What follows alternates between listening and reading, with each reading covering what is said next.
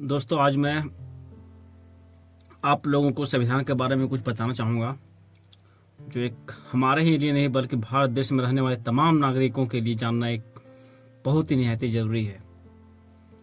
हम जिस देश में रह रहे हैं उस देश के संविधान के बारे में ना जाने तो फिर किस बात को वैल्यू ही नहीं बनता है कि हम भारत देश के रहने वाले नागरिक हैं।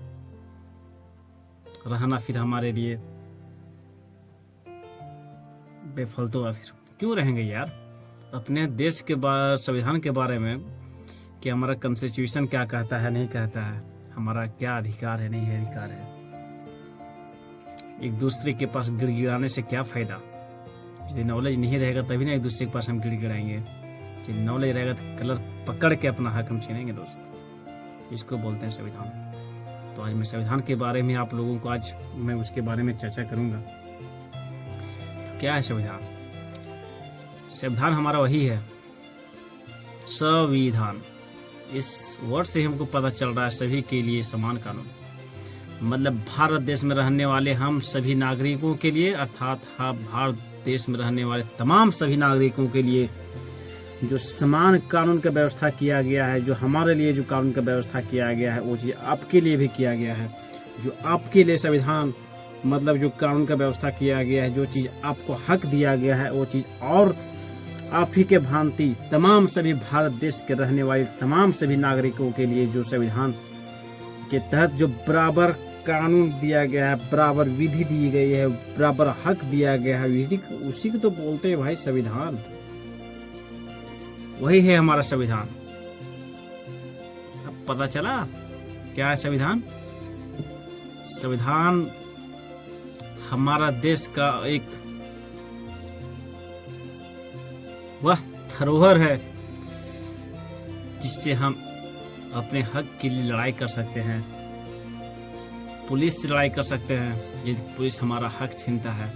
अर्थात भारत देश में रहने वाले तमाम कोई यदि व्यक्ति यदि आपसे कुछ ऐसा हक छीन रहा है जो मौलिक कर्तव्य के या मौलिक अधिकार के तहत आता है, जो संवैधानिक के तहत आपको आता है, जो आपको मौलिक अधिकार दिया गया है, उसके तहत यदि कोई भी ऐसा सेंटेंसेस या ऐसा कुछ हक जो आपके लिए है वो चीज़ यदि कुछ छीनता है आपसे, तो समझो कि वह मौलिक अधिकार को हनन कर रहा है। और यदि मौलिक अधिकार का हनन कर दिया तो आपको पता होना चाहिए कि आप डायरेक्ट क्लेम करके आप हाई कोर्ट नहीं बल्कि डिस्ट्रिक्ट कोर्ट नहीं, सिविल कोर्ट नहीं बल्कि डायरेक्ट सुप्रीम कोर्ट से आप जाकर डायरेक्ट लड़ाई कर सकते हैं।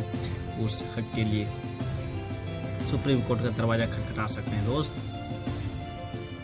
ये है हमारी संविधान का एक धरोहर नीतियाँ जो हमें नहीं बल्कि हमें एक उच्चा दिखाती खुद अपने आप को कि हाँ तुम भी एक भारत देश के नागरिक हो और तुम्हें भी यह एक लड़ाई करने का एक हक है, तुमको भी दिया गया है सरकार। अर्थात सरकार नहीं बोल सकते हैं बल्कि हमारा संविधान बोल सकते हैं, संविधान ने दिया है। इसी को नहीं बोलते हैं हमारा बाबा भीमराव अम्बेडकर के द्वारा, उन्हें बाबा नहीं बल्कि उन्हें भगवान जैसा पूजना चाहिए उन्हें, कि जिन्होंने हमें उस संविधान के तहत हमको एक दूसरे से लड़ाई करने के लिए अशांति रूप में, अहिंसक रूप में लड़ाई करने के लिए जो हमें एक ताकत देती है वो है हमारे संविधान। तो क्या आप जानना चाहोगे इस संविधान में हमें पढ़ना क्या है, अर्थात इस संविधान में हमें क्या क्या ऐसी चीजें दी गई है? तो दोस्त संविधान में हमारे 3 महत्वपूर्ण इंपॉर्टेंट वर्ड है, टॉपिक है।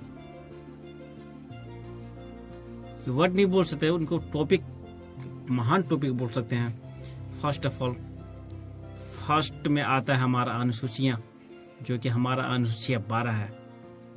कितने हैं? 12। पहले थी हमारा जिस समय संविधान का निर्माण हुआ था उसमें हमारा 8 थी, लेकिन बाद में उसी को बढ़ा करके 12 कर दिया गया। और अभी लेटेस्ट हमारे पास कितना अनुसूचियां हैं? तो 12 अनुसूचियां हैं। भाग हमारे पास 22 हैं, 22 भाग। ओके।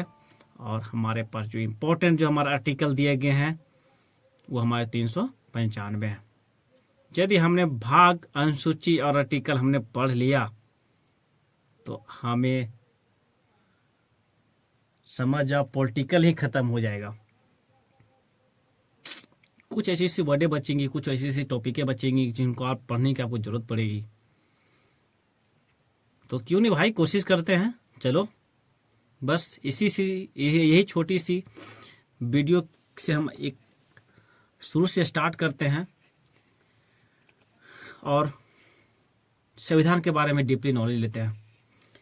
और मैं तो नॉलेज लूँगा ही, मेरे साथ साथ आप भी इस YouTube चैनल के माध्यम से आप भी यदि पढ़ना चाहोगे तो पढ़ो। मैं तो ये बोलता हूँ, यदि मेरा वीडियो अच्छा लगे तो आप देखना।